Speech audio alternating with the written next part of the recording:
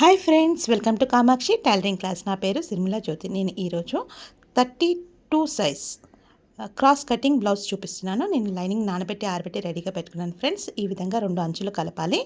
కలిపిన తర్వాత కింద కొంచెం ఎక్కువ తక్కువ ఉన్నది స్ట్రైట్గా కట్ చేసి రెడీగా పెట్టుకోవాలి. తర్వాత మన పొడవు వచ్చేసి 15.5, విడ్త్ వచ్చేసి 9+2, షోల్డర్ వచ్చేసి 5.5, ఆర్మ్ పొడవు వచ్చేసి 6.5.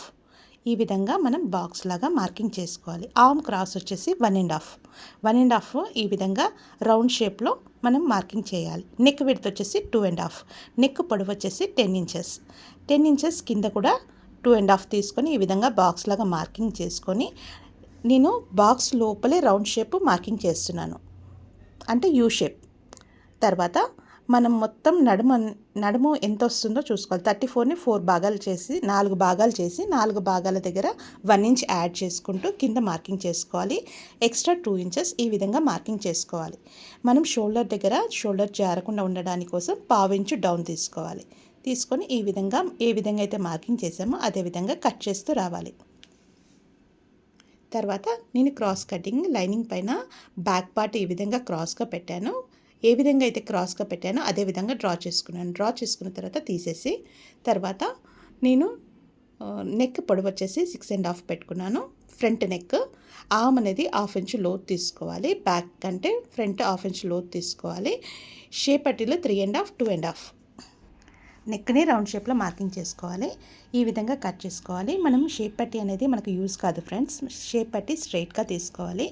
క్రాస్ షేప్ పట్టీ మనకు సెట్ అవ్వదు, అందుకోసం మనం స్ట్రైట్గానే తీసుకోవాలి. ఫ్లీట్స్ అనేది 3 ఇంచెస్ దగ్గర ఒక మార్కింగ్ పెట్టుకోవాలి. 1/2 ఇంచ్ దగ్గర ఒక మార్కింగ్ పెట్టుకోవాలి. మధ్య పాయింట్ నుంచి పొడవు వచ్చేసి 2.5, తర్వాత ఆ మధ్య పాయింట్ నుంచి 2.5, 3 ఇంచెస్ ఈ విధంగా విడ్త్ తీసుకొని మార్కింగ్ చేసుకోవాలి. నేను 3 ఫ్లీట్స్ డ్రా చేశాను ఫ్రెండ్స్. కొంతమంది ఇష్టం ఉంటే 4 ఫ్లీట్స్ కూడా పెట్టుకోవచ్చు.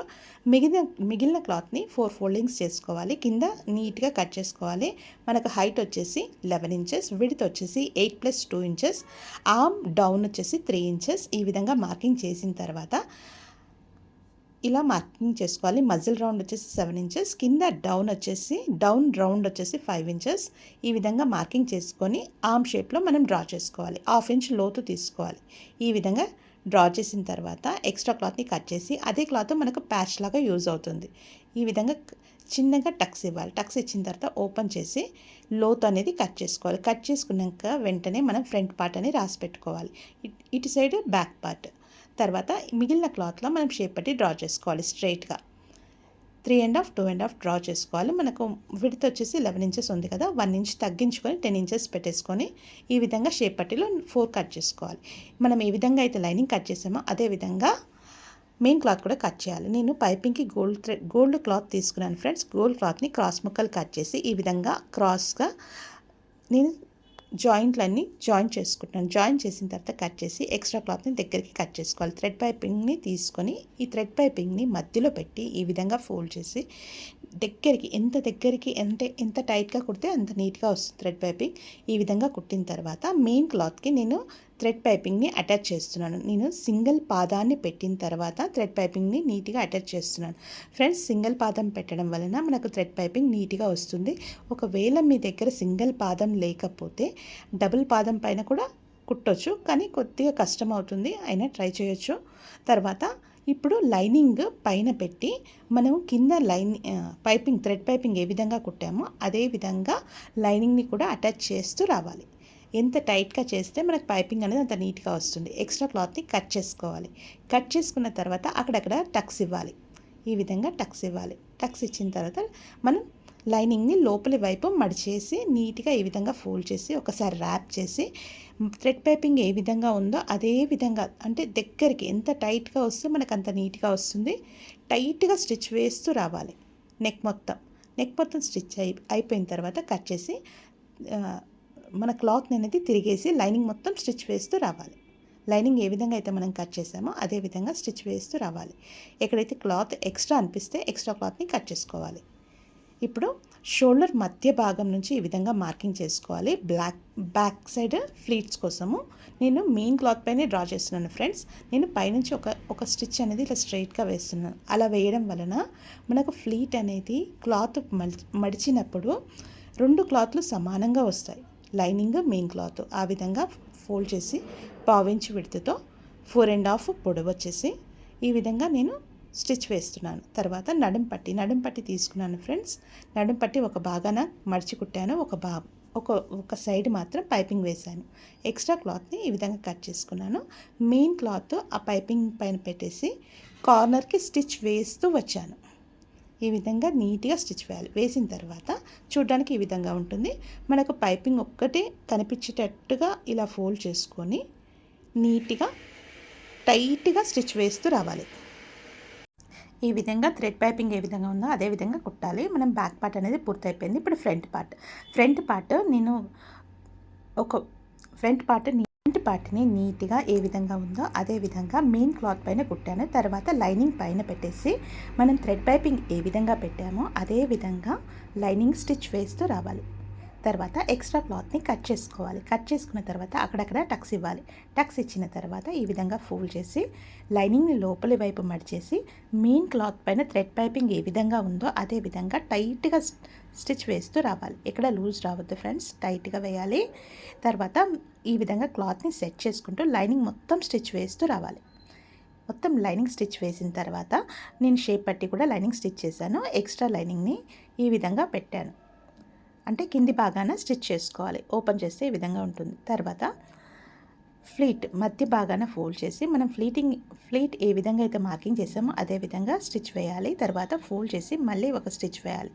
ఇప్పుడు ఫ్రంట్ పార్ట్లో మధ్య ప్లేస్ ఈ విధంగా ఫోల్డ్ చేసి 1/2 ఇంచ్ వదులుతూ ఈ విధంగా స్టిచ్ ఏ విధంగా మార్కింగ్ చేసామో అదే విధంగా స్టిచ్ వేయాలి.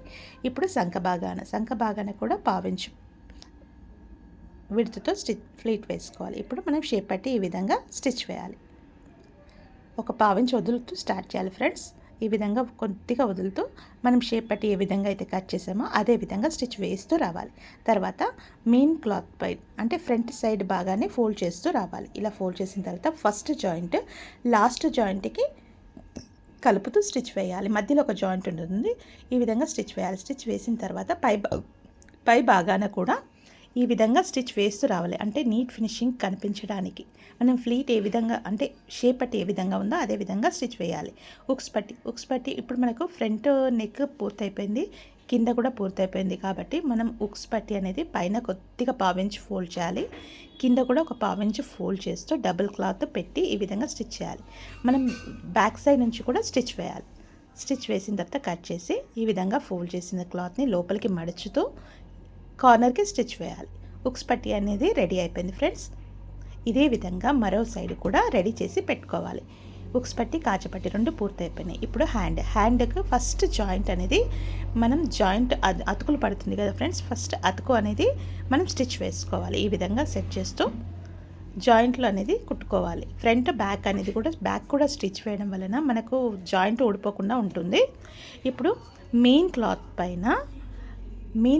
పైన థ్రెడ్ పైపింగ్ స్టిచ్ వేయాలి. వేసిన తర్వాత ఇప్పుడు లైనింగ్ క్లాత్ కరెక్ట్గా మధ్యకు పెట్టుకొని థ్రెడ్ పైపింగ్ ఏ విధంగా వేసామో లైనింగ్ పైన కూడా అదే విధంగా స్టిచ్ రావాలి, నీట్గా రావాలి ఫ్రెండ్స్. పెట్టిన తర్వాత ఎక్స్ట్రా క్లాత్ని కట్ చేసుకోవాలి. ఎక్స్ట్రా క్లాత్ని కట్ చేసిన తర్వాత ఇలా తిరిగేసి థ్రెడ్ పైపింగ్ ఏ విధంగా ఉందో అదే విధంగా మనం దగ్గరికి అంటే టైట్గా స్టిచ్ వేస్తూ రావాలి, కరెక్ట్ జాయింట్లో రావాలి. తర్వాత ఈ విధంగా కట్ చేసి మనం తిరిగేస్తే లైనింగ్ ఏ విధంగా ఉందో తెలుస్తుంది. లైనింగ్ ఏ విధంగా ఉందో అదే విధంగా స్టిచ్ వేస్తూ రావాలి. ఇలా వేసిన తర్వాత ఎక్కడ బుగ్గలాగా రావద్దు ఫ్రెండ్స్. మీకు అట్లా అనిపిస్తే ఆల్ పిన్స్ పెట్టుకోండి కార్నర్స్కి. ఈ విధంగా లైనింగ్ అంతా కుట్టిన తర్వాత ఎక్స్ట్రా క్లాత్ని కట్ చేసుకోవాలి. మధ్యలో ఒక టక్ ఇవ్వాలి. ఈ విధంగా ఒకసారి ఫోల్డ్ చేసి కరెక్ట్గా ఉందా లేదా చెక్ చేసుకోవాలి. అదేవిధంగా ఇంకో సైడ్ కూడా కుట్టి రెడీగా పెట్టుకోవాలి. ఇప్పుడు మనం షోల్డర్స్ జాయిన్ చేసుకోవాలి. Back part front part shoulder join చేసుకోవాలి. ఈ విధంగా జాయిన్ చేసేటప్పుడు డబుల్ స్టిచ్ వేయాలి ఫ్రెండ్స్. తర్వాత మనకు మొత్తం నడుము వచ్చేసి 32 ఇంచెస్ని మనం 4 పార్ట్స్ చేయాలి. 8 ఇంచెస్ వస్తుంది. 8 ఇంచెస్ దగ్గర ఈ విధంగా మార్కింగ్ పెట్టుకోవాలి. పెట్టుకున్న తర్వాత లైన్ స్ట్రైట్గా ఇలా మార్క్ చేసుకోవాలి. హ్యాండ్ విడ్త్ వచ్చేసి మన మజిల్ రౌండ్ ఎంత ఉందో చూసుకోవాలి. మజిల్ రౌండ్ 7 వచ్చింది. కింద డౌన్ వచ్చేసి 5 ఇంచెస్ వచ్చింది. ఈ విధంగా మార్కింగ్ చేసుకొని లైన్ స్ట్రైట్గా మార్కింగ్ చేయాలి. ఇప్పుడు మనం షోల్డర్ మధ్య ప్లేస్లో కరెక్ట్ టక్స్ పెట్టుకొని ఈ విధంగా రౌండ్గా సెట్ చేస్తూ ఎక్కడ బుగ్గలాగా రాకుండా కొద్దిగా సెట్ చేస్తూ ఆర్మ్ షేప్లో మనం స్టిచ్ వేస్తూ రావాలి ఫ్రెండ్స్. ఎక్స్ట్రా క్లాత్ని కట్ చేసుకోవాలి. మరో ప్రక్కన కూడా ఎక్స్ట్రా క్లాత్ని కట్ చేయాలి. మనకు టక్ అనేది కరెక్ట్ షోల్డర్ పైన వస్తే మనకు హ్యాండ్ అనేది కరెక్ట్గా సెట్ అయిపోతుంది. ఈ విధంగా డబుల్ ఫోల్డ్ చేసి మనం ఏ విధంగా అయితే నడుము మార్కింగ్ చేసామో అదే విధంగా స్టిచ్ వేస్తూ రావాలి. నడుము మార్కింగ్ మరి హ్యాండ్ మార్కింగ్ రెండు కలిసేటట్టుగా ఉండాలి ఫ్రెండ్స్. ఇక్కడ క్లాత్ కానీ ఎక్కువ తక్కువ లేకుండా చూసుకోవాలి. ఈ విధంగా స్టిచ్ వేసుకున్న తర్వాత సైడ్ నుంచి ఒక 2 స్టిచెస్ ఎక్స్ట్రా వేసుకోవాలి. మనకి ఎక్స్ట్రా క్లాత్ 2 ఇంచెస్ ఉంటే సరిపోతుంది. 2 ఇంచెస్ దగ్గర ఈ విధంగా మార్కింగ్ చేసుకొని స్కేల్ సహాయంతో ఈ విధంగా మార్కింగ్ చేసి ఎక్స్ట్రా క్లాత్ని కట్ చేసుకోవాలి. కట్ చేసుకొని స్టిచ్ వేసుకోవాలి. మనకు లాస్ట్ పోగులు అనేది లోపలి భాగంలో లేవకుండా ఉంటుంది. ఈ విధంగా ఎక్స్ట్రా క్లాత్ని కట్ చేసుకోవాలి. మరో ప్రక్కన కూడా ఇదే విధంగా హ్యాండ్ జాయిన్ చేసుకొని సైడ్ మార్కింగ్ చేసుకోవాలి ఫ్రెండ్స్. చేయండి, షేర్ చేయండి, సబ్స్క్రైబ్ చేయండి friends. Thank you friends. Thank you for watching.